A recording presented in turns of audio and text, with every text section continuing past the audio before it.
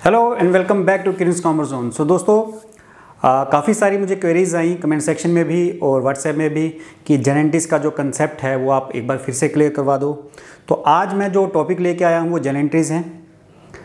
काफ़ी सारे बच्चे कंफ्यूज हैं कि जेनेंटिस हम कैसे बनाते हैं, क्या करना है, क्योंकि आपको एग्जाम में जनरल एंट्रीज बनाना तो नहीं पूछा जाएगा, सिर्फ इतना पूछा जाता है कि किस अकाउंट को आपको डेबिट करना है, किस अकाउंट को क्रेडिट करना है। तो आज का जो सेशन है ये एक सिंगल सेशन में लेके आया हूँ और इसमें आपके जितने भी डाउट्स हैं रिगार्डिंग जनरल एंट्रीज कि किस तरह से हमें किस अकाउंट को डेबिट और किस अकाउंट को क्रेडिट करना है वो आज के सेशन में ही आप सीख जाओगे। फिर आपको जनरल एंट्रीज की डिटेल में जाने की ज़रूरत नहीं पड़ेगी। मेरी कोशिश होगी कि आज ही का सेशन जो है इसी में आप जितना भी जनरल एंट्रीज के बेसिक्स हैं वो सीख जाओ, सो दैट आपको इतना डिटेल में ना जाना पड़े, क्योंकि आपके पास इतना टाइम बचा भी नहीं है। तो मैंने कुछ यहाँ पे रूल्स लिखे हैं, कुछ ट्रांजैक्शंस लिखी हैं।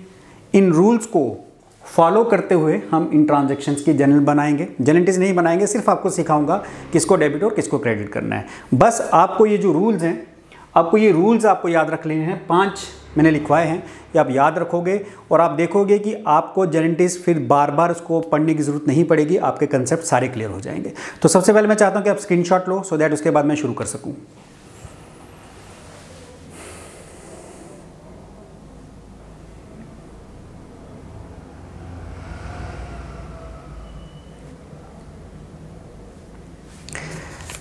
चलिए दोस्तों, आई होप सबने स्क्रीनशॉट ले लिया। तो जनरल एंट्रीज हम किसी ट्रांजैक्शन को लेके बनाते हैं। ट्रांजैक्शन का मतलब मैंने आपको बताया था 2 लोगों में लेन देन। तो देखिए जब भी कोई ट्रांजैक्शन है उसमें गिव एंड टेक है, लिया और दिया, या फिर आप कह सकते हो इंक्रीज या डिक्रीज है, या आप कह सकते हो प्लस या माइनस है। यही चीज़ होती है जब हम कोई ट्रांजैक्शन करते हैं, किसी से लेन देन करते हैं, कुछ लिया और कुछ दिया, एक बढ़ा एक घटा। तो ये प्लस माइनस जो है हमें इसी को देखकर हमें अपनी जनरल एंट्रीज जो हैं वो बनानी होती है। अब कौन सी चीज़ बढ़ने पे डेबिट की जाती है, कौन सी चीज़ घटने पे क्रेडिट की जाती है, उसके लिए मैंने ये रूल्स लिखे हैं। मैं चाहूँगा कि आप ज़रा इन पे ध्यान दें। सबसे पहले देखो, कोई भी जो जनरल एंट्री हम बनाएंगे 1 2 3 4 5, इन 5 में से कोई ना कोई तो उस जनरल एंट्री के अंदर पक्के तौर पे होगा। या तो वो एसेट्स हो सकते हैं, या एसेट्स और एक्सपेंस हो सकते हैं, या एक्सपेंस और लायबिलिटी हो सकती है, या इनकम और एसेट्स हो सकते हैं। तो इन 5 में से पक्के तौर पर 1 या 2 या 3 हो सकते हैं। सिर्फ आपको आइडेंटिफाई करना है और देखना है कि कौन सा इंक्रीज और कौन सा डिक्रीज हो रहा है। अब सबसे पहले हम जैसे बात करते हैं एसेट्स की। आप सबको पता है एसेट्स क्या, कौन कौन सी चीज़ें जो हैं वो एसेट्स होती हैं। कोई भी बिजनेस के पास जो उसके रिसोर्सेज या उसकी जो प्रॉपर्टीज़ हैं उनको हम एसेट्स कहते हैं। Land, building, plant, machinery, cash, furniture, stock, तो ये सारे आपको पता है।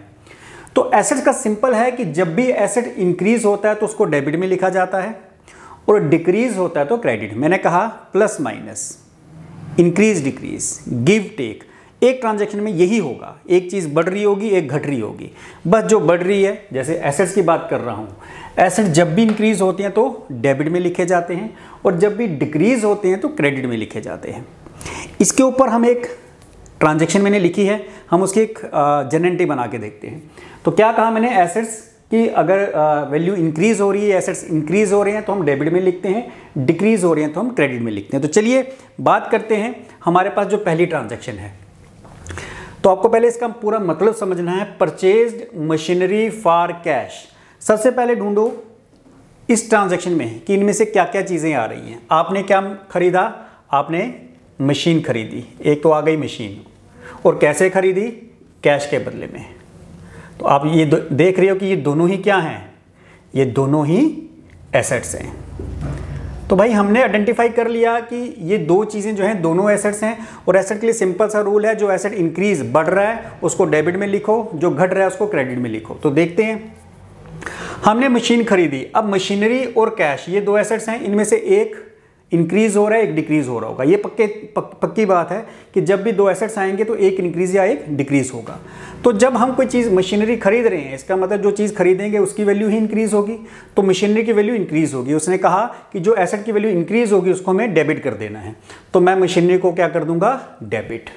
और जिस एसेट की वैल्यू डिक्रीज हो रही होगी उसको मैं क्या कर दूंगा, क्रेडिट। अब मैंने मशीन खरीदी किसके बदले, कैश के बदले, इसका मतलब कैश बैलेंस मेरा डिक्रीज हो गया, तो मैं कैश को क्या कर दूंगा, क्रेडिट। तो अगर आप इसकी जनरल एंट्री बनाओ तो आप इस तरह से बना सकते हो, वैसे ज़रूरत नहीं है। किसको मैंने डेबिट किया, मशीनरी अकाउंट, और किसको क्रेडिट किया, to cash account. Simple, machinery to cash. आपको जो एग्जाम में एमसीक्यू पूछा जाएगा उसमें ऐसे ही आपको एक ट्रांजैक्शन दे दी जाएगी, परचेज मशीनरी फॉर कैश, और पूछा जाएगा कि इसमें हम किस अकाउंट को डेबिट करेंगे। तो ऑप्शंस आपके पास दी जाएंगी, ऑप्शन आपके पास होंगी, फॉर एग्जांपल ए में परचेज, बी में मशीनरी, सी में कैश, डी में नन ऑफ दिस, इस तरह से ऑप्शंस होंगी। तो जस्ट आपने देखना है कि जो चीज़ पूछी जा रही है वो क्या है, हमारा एसेट है, हमारा एक्सपेंस है, हमारी कैपिटल है, हमारी लाइबिलिटी है या इनकम, ये 5 में से कोई एक होगी। तो ये रूल आपको बस दिमाग में रखने हैं। तो अगर एसेट है तो आपके सामने पता है आपको कि एसेट जब इंक्रीज होता है तो डेबिट होता है, तो किस अकाउंट को डेबिट किया जाएगा, मशीनरी अकाउंट को। तो आपका आंसर वहां पे होगा मशीनरी, आपको टिक कर देना है, सिंपल। चलिए एक और लेते हैं एसेट से ही related, sold furniture for cash. अब यहां पे इन 5 में से कौन कौन सी चीज आ रही है, एक तो हमने फर्नीचर बेचा, और कैसे बेचा, कैश के बदले में। तो फर्नीचर हमारा एसेट है और कैश भी हमारा एसेट है, तो दोनों एसेट्स हैं। पक्की बात है एक इंक्रीज होगा एक डिक्रीज होगा, तो देख लेते हैं कौन सा इंक्रीज होगा। अब देखो हमने फर्नीचर बेचा, जब हम कोई चीज़ बेचेंगे तो हमसे वो चीज़ कम हो जाएगी जो हमने बेची। तो हमने फर्नीचर बेचा, इसका मतलब फर्नीचर हमसे गया या कम हो गया फर्नीचर की वैल्यू। तो एसेट की वैल्यू जो भी डिक्रीज होती है तो उसको हम क्या लिखते हैं, क्रेडिट में। तो फर्नीचर हमारा कम हो रहा है, ये एसेट कम हो रहा है, इसको हम क्रेडिट में लिखेंगे, क्योंकि रूल है कि एसेट जब डिक्रीज हो तो क्रेडिट में लिखते हैं। अच्छा, कैश हमारा, जब हम कोई चीज़ बेचेंगे बदले में आपके पास कैश आएगा, तो आपका अगर फर्नीचर क्रेडिट यानी डिक्रीज हुआ तो आपका कैश क्या हो रहा है, इंक्रीज हो रहा है, और इंक्रीज को हम क्या करते हैं, डेबिट। आपने कैश के बदले फर्नीचर बेचा, कैश आया, मतलब आपका कैश बैलेंस इंक्रीज हुआ, इंक्रीज को, एसेट्स की इंक्रीज को हम डेबिट करते हैं, और एसेट कौन सा डिक्रीज हुआ, फर्नीचर, फर्नीचर की डिक्रीज को हम क्रेडिट कर देंगे। सो यहाँ पे आपका क्रेडिट आ जाएगा। चलिए next is purchased plant. Again हमने जो चीज़ खरीदी वो प्लांट है, प्लांट हमारा अगेन एसेट है, लेकिन अब थोड़ी सी चेंज, फ्रॉम श्याम, ये नाम आ गया, किसी का नाम आ गया।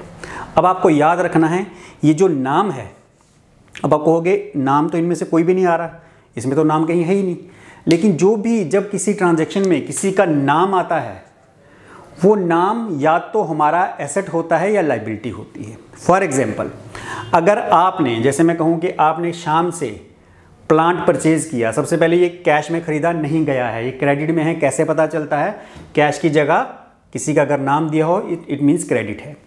अब आपने परचेज किया, जब आप किसी से कोई चीज़ उधार में खरीदोगे, किससे खरीदी, शाम से, तो शाम से आपने एक तरह से उधार लिया, तो शाम जो है वो आपका क्या बन गया, क्रेडिटर।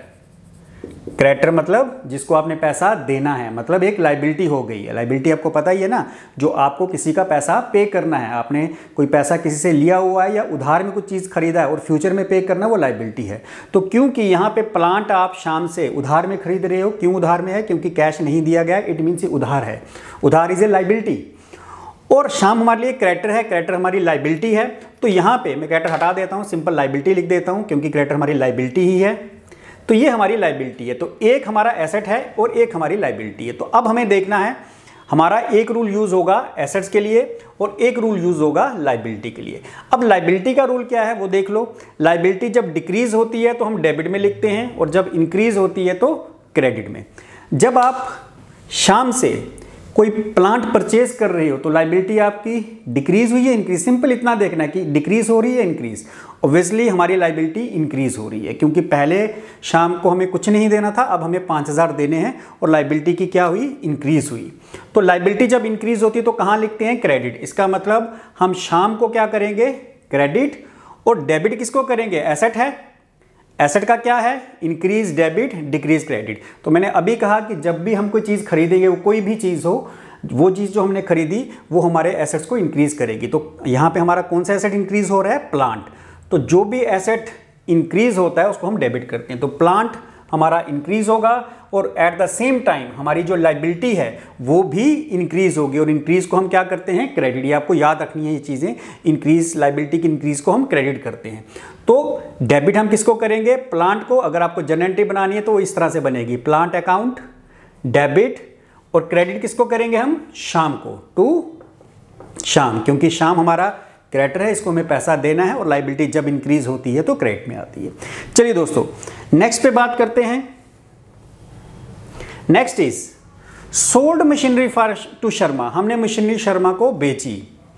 ये दोनों ट्रांजैक्शन कैश की थी, हमने कैश में खरीदा था या कैश में बेचा, ये दोनों ट्रांजैक्शन क्रेडिट की हैं, हमने क्रेडिट में परचेज की। अब हम मशीनरी बेच रहे हैं शर्मा को, इसका मतलब हमने उधार में बेची। अगेन फिर कैसे पता चला कि उधार में बेची गई है, क्योंकि जब हम कोई चीज़ कैश में बेचेंगे, जैसे लिखा था sold furniture for cash, cash दिया गया था इसमें वर्ड, इट मीन्स हमने कैश में इसको बेचा। लेकिन यहाँ देखो कैश का कहीं जिक्र नहीं दिख रहा आपको, sold machinery to Sharma, it means ये आपको क्रेडिट में, आपने क्रेडिट में बेची है।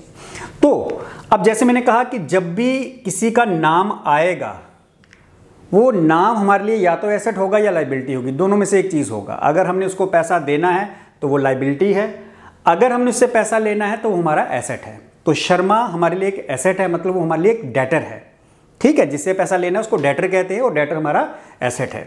सो शर्मा हमारे लिए क्या हो गया, शर्मा हमारे लिए एसेट है, क्योंकि वो हमारा डेटर है।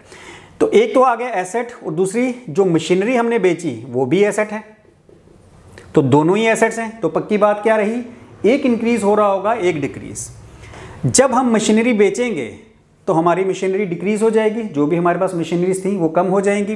तो एसेट की डिक्रीज हम क्रेडिट करते हैं, तो मशीनरी को तो हम कर देंगे क्रेडिट।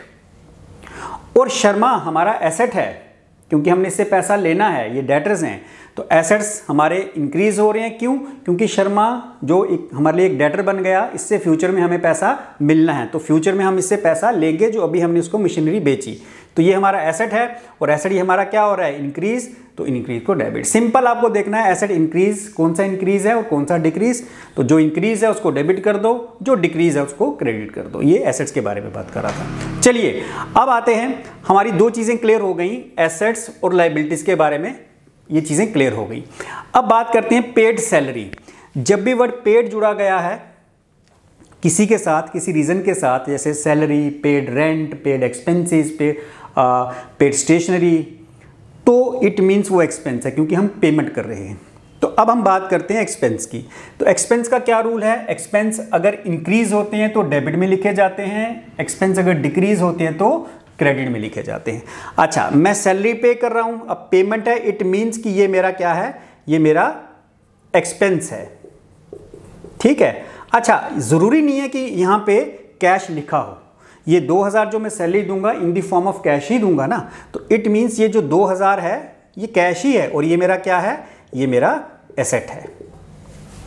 अब एक रूल लगेगा एक्सपेंस का, एक रूल लगेगा एसेट का, तो देख लेते हैं। एक्सपेंस का रूल क्या कहता है, एक्सपेंस कहता है इंक्रीज है तो डेबिट कर दो, ठीक है। तो यहाँ पे जब मैं कोई सैलरी पे करूँगा तो मेरे खर्चे बढ़ेंगे ही, कम तो नहीं होंगे। तो एक्सपेंस का रूल कहता है कि इंक्रीज है तो डेबिट कर दो, तो ठीक है भाई, मैं सैलरी को डेबिट कर दूंगा। अब आती है एसेट की बात, 2000 जो मैंने उसको कैश दिया, एसेट का रूल क्या था, इंक्रीज डेबिट डिक्रीज क्रेडिट। जब मैं उसको 2000, किसी भी अपने एम्प्लॉय को 2000 सैलरी दे रहा हूं तो मेरा कैश कम हो जाएगा, मतलब डिक्रीज हो जाएगा। सिंपल इतना ही तो देखना है, इंक्रीज हो रहा है या डिक्रीज, तो कैश मेरा डिक्रीज हो जाएगा। और जब भी एसेट डिक्रीज होगा तो कहाँ लिखते हैं, क्रेडिट में। अगर आपको जर्नल एंट्री बनानी है, salary account debit to cash account, ये 2000 कैश ही है तो कैश अकाउंट आपका क्रेडिट हो जाएगा, ठीक है। चलिए, आई होप ये भी क्लियर है। Next is salary outstanding. Salary पे कर दी, ठीक बात, आपकी लाइबिलिटी खत्म होगी, जो आपने पैसा देना था दे दिया। लेकिन अगर सैलरी आउटस्टैंडिंग है, इट मीन्स आपने सर्विस ले ली लेकिन पेमेंट नहीं की। तो सैलरी जो है ये तो हमारा एक्सपेंस है, इसमें तो कोई दो राय नहीं है कि ये हमारा एक्सपेंस ही रहेगा, पे किया हो या ना किया हो। और अगर ये आउटस्टैंडिंग है, इसका मतलब आपने पे नहीं की, इट मीन्स ये हमारी लाइबिलिटी भी है। तो रूल किसका लगा, एक्सपेंस और लाइबिलिटी का, ठीक है। तो सैलरी का जो हमारा एक्सपेंस का रूल क्या है कि इंक्रीज है तो डेबिट कर दो। सैलरी आपने पे की हो या ना की हो, आउटस्टैंडिंग हो, रहेगा वो आपका एक्सपेंस, और वो इंक्रीज ही होगा क्योंकि आप सर्विस ले चुके हो। तो तो ये हमारा एक्सपेंस है। तो एक्सपेंस जब इंक्रीज होते हैं तो डेबिट किए जाते हैं, तो मैंने डेबिट कर लिया। ये लाइबिलिटी है और लाइबिलिटी का रूल यहां देख लेते हैं, डिक्रीज है तो डेबिट कर दो, इंक्रीज है तो क्रेडिट कर दो। तो आपके सामने है कि अगर हमने सैलरी नहीं दी, इट मीन्स फ्यूचर में हमें पे करनी है। इसका मतलब फ्यूचर में हमारी लाइबिलिटी इंक्रीज हो रही है, और लाइबिलिटी जब इंक्रीज होती है तो हम क्रेडिट करते हैं, तो इसको मैं क्रेडिट कर दूंगा। तो अगर आपको जर्नल एंट्री बनानी है, salary account debit to outstanding salary account. यहां क्या था, सैलरी टू कैश, यहां क्या है, सैलरी टू आउटस्टैंडिंग सैलरी। तो अब इसके बाद इनकम्स की बात कर लेते हैं। हमने एसेट्स भी कवर कर लिए, हमने एक्सपेंसेस भी कवर कर लिए, हमने लाइबिलिटीज भी कवर कर ली। अब बात कर लेते हैं इनकम्स की। रिसीव्ड कमीशन, देखो एक्सपेंस और इनकम में दो ही चीज़ों का डिफरेंस है जिससे पता चलता है कि एक्सपेंस है या इनकम। क्या चीज़ें, पेड है तो एक्सपेंस, रिसीव्ड है तो इनकम। अब इनकम हमें रिसीव हुई, कमीशन रिसीव हुई। सबसे पहले कमीशन जो है हमारी, वो हमारी इनकम है, ठीक है, ये हमारी इनकम है। और अगेन किस में रिसीव हुई, ये 1000 रुपया। ज़रूरी नहीं है कि कैश हो, क्योंकि अगर हम कोई चीज़ रिसीव कर रहे हैं, कमीशन रिसीव कर रहे हैं, तो नेचुरली हमारे कैश की फॉर्म में आएगी। तो ये हमारा एसेट है। तो हमने आइडेंटिफाई कर लिया कि एक इनकम और एक एसेट का रूल यहाँ पे चलने वाला है। तो देख लेते हैं, इनकम के बारे में बात करते हैं। इनकम डिक्रीज हो तो डेबिट होती है और इंक्रीज हो तो क्रेडिट। ये आपके सामने लिखा है, डिक्रीज हो तो डेबिट, इंक्रीज हो तो क्रेडिट। अब आप जब कोई कमीशन रिसीव कर रहे हो तो इनकम डिक्रीज तो नहीं हो रही, आपकी क्या हो रही है, इंक्रीज, है ना। इंक्रीज हो रही है तो मैंने कहा क्रेडिट। तो इनकम को यहाँ पे, कमीशन को मैं क्या कर दूंगा, क्रेडिट। और दूसरा एसेट मेरा क्या है, कैश। ये भी मेरा एसेट है, यहां लिख देता हूं। कैश मेरा क्या हुआ, जब मैं कमीशन रिसीव कर रहा हूं तो इट मींस मेरा कैश का बैलेंस इंक्रीज हुआ। तो एसेट की इंक्रीज हम कहां लिखते हैं, डेबिट में। तो अगर आपको इसकी जर्नल एंट्री बनानी है तो यहाँ पे आप कहोगे वर्ड कैश नहीं लिखा, लेकिन ये 1000 कैश ही है, तो आपकी जर्नल एंट्री होगी, डेबिट किसको किया, कैश को, कैश अकाउंट, क्रेडिट किसको करना है, कमीशन को, टू कमीशन। चलिए, इसी तरह अगर कोई ऐसी इनकम जो ड्यू तो हो गई लेकिन नहीं मिली, जैसे आपने एक्सपेंस पे किए और एक्सपेंस आउटस्टैंडिंग थे, वैसे ही इनकम आपको रिसीव हुई और ऐसी इनकम जो आपको अभी मिली नहीं है, यानी आउटस्टैंडिंग है, तब आपको क्या जर्नल एंट्री बनेगी। देखिए, इंटरेस्ट एक्रूड, इंटरेस्ट हमारी इनकम है, एक्रूड मतलब ये हमारी इनकम थी, तो इंटरेस्ट तो हमारी इनकम हो गई, ठीक है। तो ये तो हमने फाइंड कर लिया कि इंटरेस्ट हमारी इनकम है। और एक्रूड है, एक्रूड का मतलब क्या, मतलब ड्यू हो चुका है लेकिन अभी तक हमें रिसीव नहीं हुआ। बैंक में हमारा इंटरेस्ट, हमने एफडी बनाई थी, वो ईयर 1 साल की बनाई थी, साल खत्म हो गया लेकिन अभी तक हमें रिसीव नहीं हुआ, हमने लिया नहीं है बैंक से, वो हमारा एक्रूड इंटरेस्ट है, ठीक है। किसी को लोन दिया था 1 महीने के लिए या 1 साल के लिए, वो इंटरेस्ट अभी तक हमें रिसीव नहीं हुआ, टाइम पूरा हो चुका है, वो भी एक्रूड इंटरेस्ट है। तो कोई भी इनकम आपकी जो अभी तक आपको रिसीव नहीं हुई, वो आपके लिए एक एसेट है, क्योंकि फ्यूचर में आपको रिसीव होने वाली है। तो ये जो एक्रूड है, ये हमारे लिए क्या है, एसेट। तो एक इनकम और दूसरा एसेट। इनकम की बात कर लेते हैं। इनकम कहता है डिक्रीज तो डेबिट, इंक्रीज तो क्रेडिट। तो इंटरेस्ट जो हमें अभी रिसीव नहीं हुआ, फ्यूचर में तो रिसीव होगा, तो हमारा तो जो इनकम है वो तो इंक्रीज होगी, ये तो पक्की बात है। ज़रूरी नहीं कि अभी रिसीव हो या फ्यूचर में, इनकम है, फ्यूचर के लिए अभी ड्यू हो गई है, रिसीव कभी ना कभी हो जाएगी, तो रहेगी तो हमारी इनकम। और इनकम इंक्रीज हो तो क्रेडिट आती है, तो मैं लिख दूंगा यहाँ पे credit.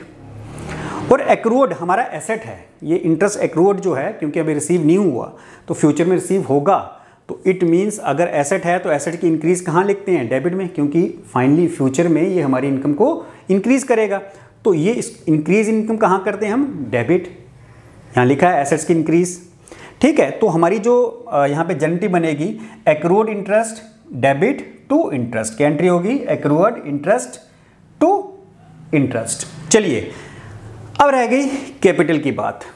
Started business with cash, सबसे पहले आपको यही आइडेंटिफाई करना है कि पांचों में से क्या क्या इसमें यूज हो रहा है। एक तो कैश है हमारा एसेट, और बिजनेस स्टार्ट करना मतलब हमारी क्या होती है, कैपिटल, ठीक है। तो ये आइडेंटिफाई हो गया कि एक हमारा एसेट और एक कैपिटल। एसेट का रूल क्या, इंक्रीज तो डेबिट कर लो। तो जब हम कोई बिजनेस शुरू करते हैं तो बिजनेस के पॉइंट ऑफ व्यू से हमें देखना है कि बिजनेस में हमारा कैश इंक्रीज हो रहा है, तो कैश को हम क्या कर देंगे, डेबिट। और कैपिटल का क्या रूल है वो मैंने यहाँ लिखा है, डिक्रीज है तो डेबिट, लेकिन इंक्रीज है तो क्रेडिट। तो जब हम बिजनेस शुरू करेंगे तो बिजनेस की जो कैपिटल है वो तो इंक्रीज हो जाएगी, ठीक है। जब भी हम कोई बिजनेस शुरू करते हैं या उसमें एडिशनल कैपिटल ऐड करते हैं तो कैपिटल हमारी इंक्रीज होती है। तो इंक्रीज है तो क्या करना है, क्रेडिट, तो मैं कैपिटल को क्रेडिट कर दूंगा। सो जनरल एंट्री यहाँ क्या बनेगी, cash account debit to capital account. आपको सिर्फ और सिर्फ ये 5 चीज़ें याद रखनी है। हर किसी ट्रांजैक्शन में इन 5 में से कोई एक चीज़ गिवन होगी, 1 या 2 या 3 भी हो सकती हैं, 1 नहीं कह सकता मैं, 1 या 2 या 3 गिवन होंगी। बस आपको देखना है एसेट है, उसमें एक्सपेंस है, कैपिटल है, लाइबिलिटी या इनकम है, उसके हिसाब से आपको ये रूल याद होंगे। जो चीज़ इंक्रीज हो रही है उसको उसका जो भी रूल होगा, इंक्रीज है तो जैसे एसेट्स का इंक्रीज है तो डेबिट कर देते हैं, डिक्रीज है तो क्रेडिट, लेकिन कैपिटल का जो रूल है वो इंक्रीज क्रेडिट और डिक्रीज डेबिट। तो जो भी उसका रूल होगा वो आपने अप्लाई कर देना है। सिर्फ आपको ये 5 चीज़ें अपने सामने लिख देनी है और कोई भी ट्रांजेक्शन में ढूंढना है कि इन 5 में से क्या क्या यूज़ हो रहा है, बस इतनी सी बात। और जनरल एंट्री आपको बनाने की जरूरत नहीं है, किसको डेबिट करना है किसको क्रेडिट यही पूछा जाएगा आपको, जनरल एंट्री बनाने के लिए नहीं पूछा जाएगा। तो आई होप ये आपको क्लियर हो गया है। लेकिन 1-2 ट्रांजेक्शन और कर लेते हैं, मुझे बच्चों ने पूछा था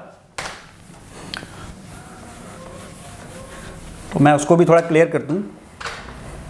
अब देखो एक ट्रांजैक्शन है, जैसे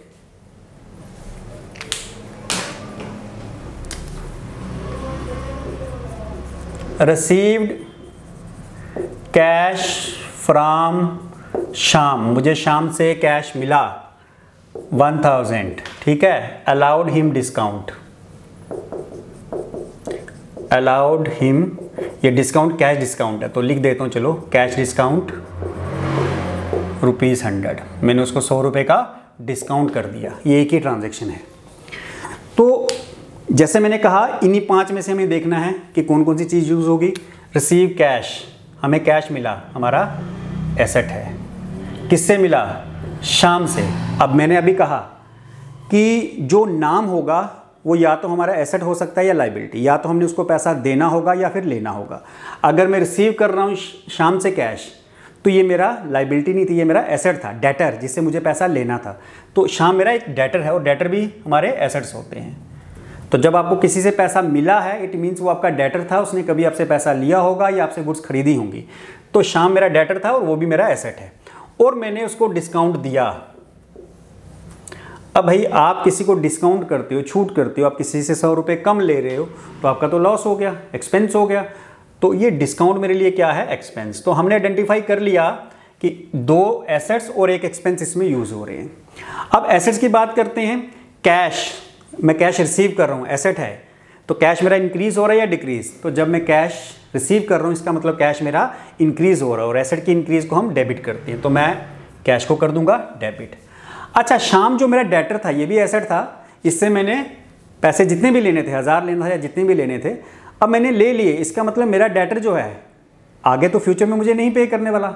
जो 1000 रुपये लेना था मैंने ले लिया, डेटर्स मेरे क्या हो जाएंगे, कम हो जाएंगे, क्योंकि अब ये फ्यूचर में मुझे पे नहीं करना करेगा, क्योंकि 1000 लेना था मैंने ले लिया। तो श्याम मेरा जो डेटर था, डेटर मेरा क्या हो गया, डिक्रीज हो गया। और डिक्रीज को हम क्या करते हैं, एसेट है, डिक्रीज हम क्रेडिट कर देते हैं, ठीक है। और एक्सपेंस, तो भाई मैंने उसको डिस्काउंट दिया, मेरा एक्सपेंस बढ़ा या कम हुआ, अल्टीमेटली एक्सपेंस बढ़े क्योंकि मैंने कम पैसे लिए। और एक्सपेंस जब बढ़ते हैं, इंक्रीज को हम क्या करते हैं, डेबिट। इसका मतलब ये भी डेबिट होगा। तो कौन कौन सा डेबिट हो रहा है, कैश डेबिट हो रहा है, कैश अकाउंट, उसके बाद एक्सपेंस अकाउंट भी डिस्काउंट अकाउंट भी डेबिट हो रहा है। तो जिस अकाउंट को हम डेबिट कर रहे हैं, तो अगर जनरल एंट्री बनानी है, कैश अकाउंट, आपका डिस्काउंट अलाउड अकाउंट, ठीक है, और टू श्याम, किसको क्रेडिट किया हमने, श्याम को। तो अमाउंट अगर आपको भरना है तो कैश आपको 1000 मिला, 100 रुपये आपने डिस्काउंट दिया, तो श्याम से आपको 1100 मिलना था, जिसमें से उसने 1000 दिया और 100 रुपये आपने उसको डिस्काउंट कर दिया। इसी तरह एक और होती है, अगर हम पे करें, आई होप ये क्लियर है। ये तो था रिसीव किया हमने कैश और हमने डिस्काउंट दिया, लेकिन अगर इसकी जगह मैं लिखूं paid cash to Hari 5000, he allowed discount. अब उसने मुझे ही अलाउड, ये एक ही है, डिस्काउंट, उसने मुझे 100 रुपीज़ डिस्काउंट कर दिया। तो चलिए देख लेते हैं कौन कौन सी इन 5 में से यूज़ हो रही हैं। कैश हमारा क्या है, एसेट, हरी को हम पेमेंट कर रहे हैं, मैंने कहा था या तो वो डेटर होगा या क्रेडिटर। जब हम किसी को पेमेंट करें इट मीन्स ये हमारा क्रेडिटर यानी एक लाइबिलिटी थी जो अब हम पे कर रहे हैं। तो हरी हमारे लिए क्रेडिटर था, मतलब एक लाइबिलिटी थी, ठीक है। और डिस्काउंट, उसने हमें डिस्काउंट दिया। जब आप किसी को पेमेंट करते हो और कुछ पैसे आपको छोड़ देता है तो आपका वो डिस्काउंट आपके लिए क्या है, आपकी इनकम है। चलिए आइडेंटिफाई हो गया। सबसे पहले हमने पे किया कैश, कैश हमारा एसेट है। जब हम कैश पे कर रहे हैं, एसेट हमारा कैश इंक्रीज होगा या डिक्रीज, हमारा कैश डिक्रीज होगा। और डिक्रीज को, एसेट की डिक्रीज को हम क्रेडिट करते हैं, कैश को हम कर देंगे क्रेडिट। लाइबिलिटी, भाई हरी को हमने 5,000 देना था जो अब हमने दे दिया, तो हमारी लाइबिलिटी इंक्रीज हुई या डिक्रीज। जब हमने दे दिया इट मीन्स लाइबिलिटी आपकी डिक्रीज हो गई, तो हम हरी को डेबिट कर देंगे। और डिस्काउंट हमारी इनकम है, इनकम हमारी इंक्रीज हुई या डिक्रीज, हमें डिस्काउंट मिला इट मीन्स हमारी जो इनकम है, इनकम हमारी क्या हो गई, इंक्रीज हो गई। तो जब भी इनकम इंक्रीज होती हैं तो हम उसको कहाँ लिखते हैं, क्रेडिट में।